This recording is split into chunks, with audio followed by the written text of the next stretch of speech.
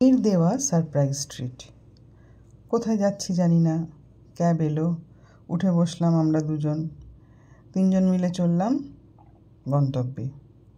গন্তব্য এখনও আমাদের জানা নেই, কারণ আজকে ডিনার মেয়ে খাওয়াচ্ছে।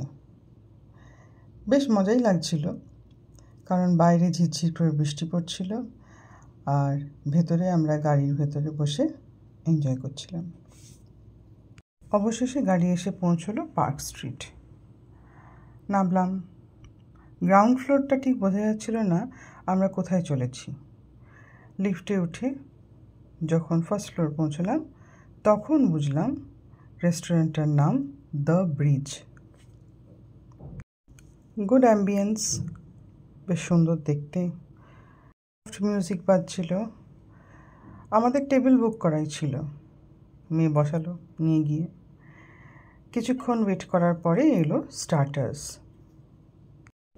স্টার্টার ছিল কাবাব প্লেটার, বেশ টেস্টি খেতে। তারপর এলো মেন কোর্স, গার্লিক নান আর মাটন কষা। বলা বাহুল্য খুবই সুস্বাদু।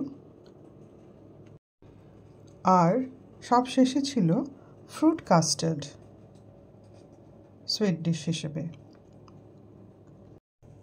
পেট পুজো করে আমরা আবার ক্যাবে করে রাত্রি প্রায় তখন 10টা আবার বাড়ি ফিরে এলাম।